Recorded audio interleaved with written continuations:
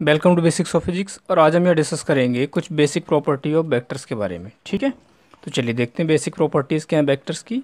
सबसे पहले प्रॉपर्टी हमारे पास है कि vector A plus B is equal to vector B plus vector A. मतलब अगर हमारे पास दो वेक्टर हैं तो उन दोनों वेक्टर को इस तरह से ऐड कर सकते हैं, जैसे वेक्टर ए प्लस बी करें या फिर वेक्टर बी प्लस ए करें। मतलब पहले ए की साइड से जुड़ें या फिर बी की साइड से जुड़ें, ठीक है, by the using of vector law.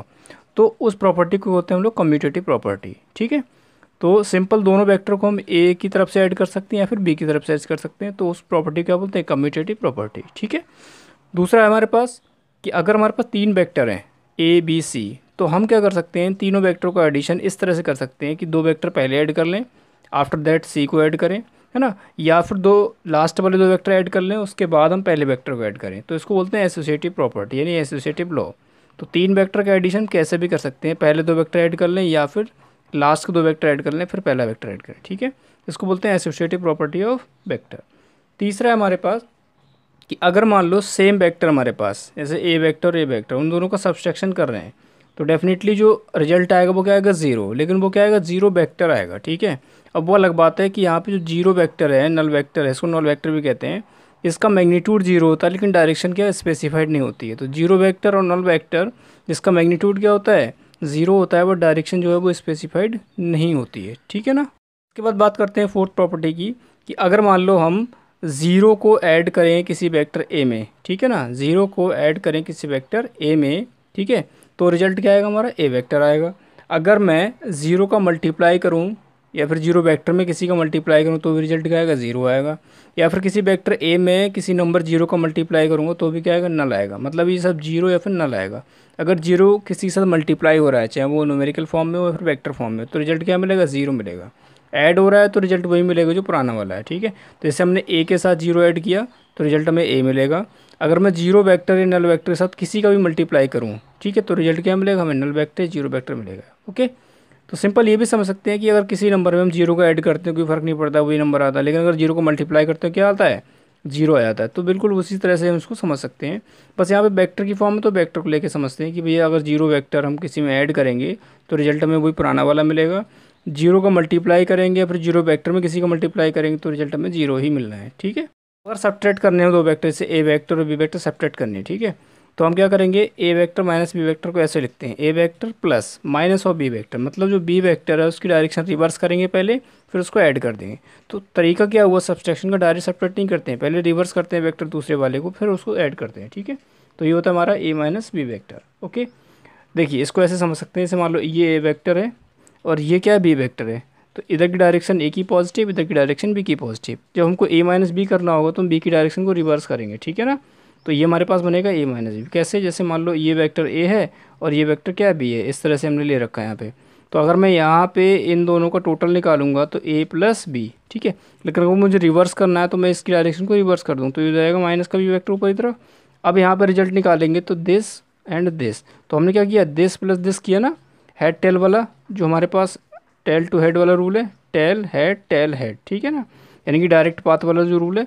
तो this vector plus this vector, अब वो अलग बात है, ये वेक्टर क्या है, इसका रिवर्स, इसको माइनस लेना पड़ा, तो ये हो जाएगा ए माइनस बी, यानी कि this and plus of minus this. ठीक है, तो ये हो जाएगा ए माइनस बी। ठीक है, इस तरह से इसको करते हैं।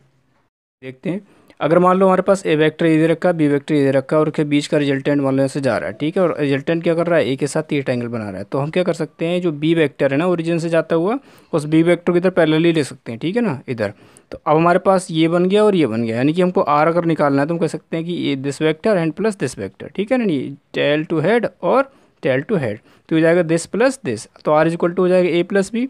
अगर हमको टेन थीटा निकालना तो टेन थीटा क्या होगा, परपेंडिकुलर अपॉन बेस, तो बी अपॉन ए। अगर मान लो आर का मैग्नीट्यूड निकालना है तो आर का मैग्नीट्यूड निकालेंगे A square plus B square two A B cos 90, यानी कि दो वेक्टर के बीच का एंगल कितना हमारा 90 डिग्री। ठीक है, तो पुराना फॉर्मूला क्या था, मैग्नीट्यूड निकालने का दो वेक्टर का, A square plus B square two A B cos theta, तो ये इसका स्क्वायर और दोनों के बीच का एंगल कॉस में। ठीक है, तो ये हो जाएगा A square plus B square cos 90 का होता है जीरो, तो A square plus B square और अंडर रूट, तो ये हो जाएगा हमारे पास मैग्नीट्यूड ऑफ आर। ठीक है, इस तरह से हम इसको निकालते हैं।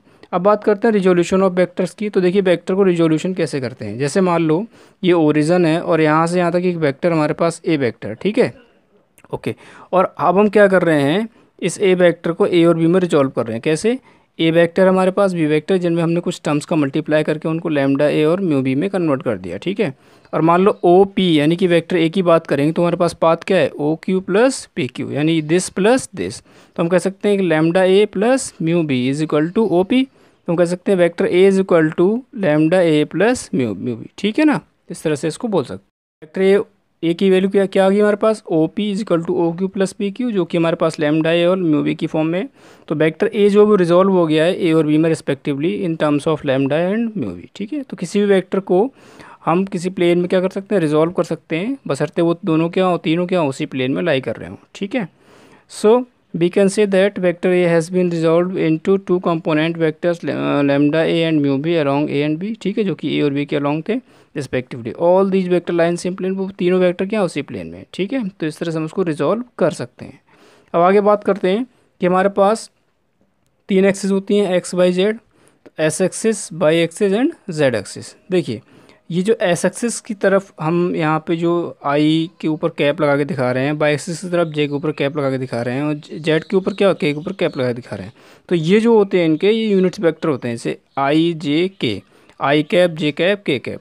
तो एक्स का जो यूनिट वेक्टर होता है वो आई कैप होता है, वाई का जो यूनिट वेक्टर होता है वो जे कैप होता है, और के का जेड का जो यूनिट वेक्टर होता है वो के कैप होता है, ठीक है। यूनिट वेक्टर क्या होते हैं, तीनों एक्सिस का रिप्रेजेंटेशन होता है डायरेक्शन का, ठीक है ना।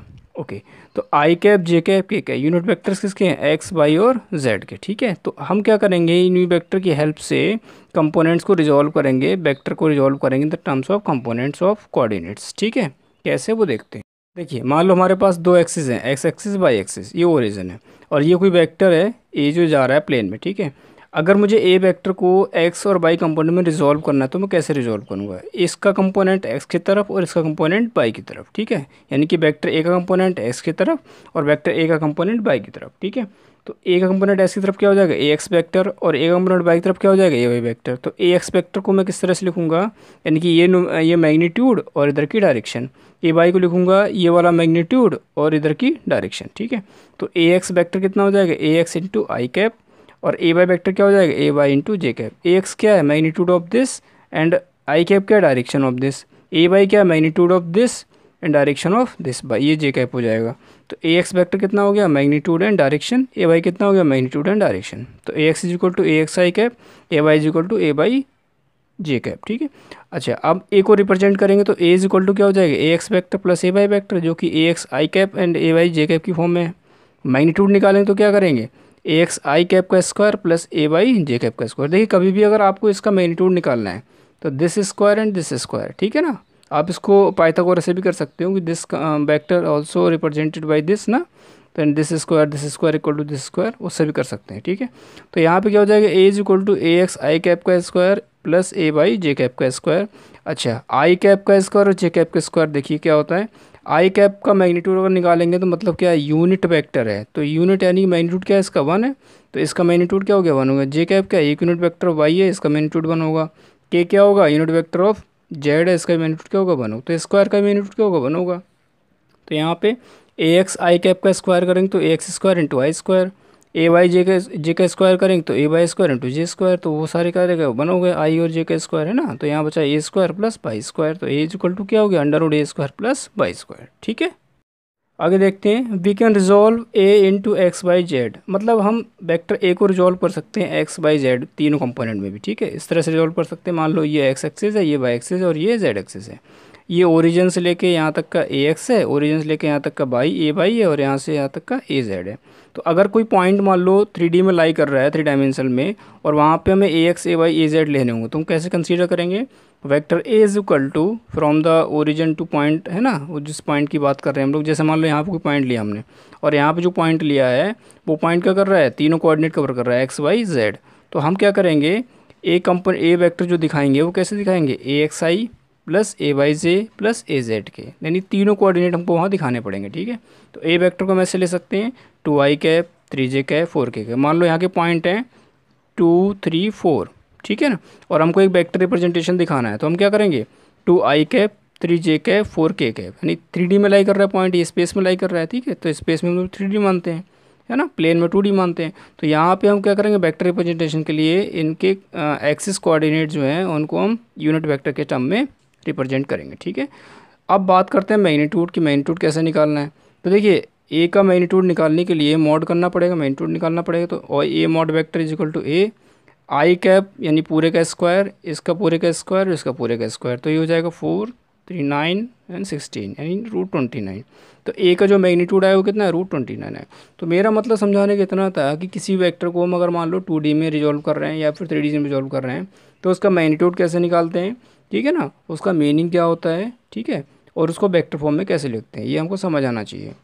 तो अब हम क्या करेंगे, कभी भी हमको कोई वेक्टर रिजॉल्व करना है 2D या 3D में, तो उन एक्सिस के अकॉर्डिंग क्या करेंगे, उनके हम लोग क्या लेंगे, उनके यूनिट वेक्टर लेंगे, उनके मैग्नीट्यूड्स लेंगे, ठीक है। जैसे यहाँ पे देखिए ए वेक्टर को हमने तीनों एक्सिस में रिजॉल्व किया है, तो ये जो है वो एक्स एक्सिस का क्या है, मैग्नीट्यूड है, ये किसका वाई एक्सिस का मैग्नीट्यूड है और ये किसका जेड एक्सिस का मैग्नीट्यूड है, ठीक है। तो हमने तीनों को क्या किया इसमें रिजॉल्व, तीनों कंपोनेंट को यूज़ करते हुए वेक्टर को यहाँ पे लिखा हुआ है। तो यानी ए वेक्टर वो तीनों का पार्ट, किसका, एक्स का भी पार्ट है, वाई का भी पार्ट है और जेड का भी पार्ट है, ठीक है। सो ये था हमारा vector resolution and properties of vector. I hope आपको समझ आया होगा और मैंने कोशिश की है समझाने की। And thanks for watching.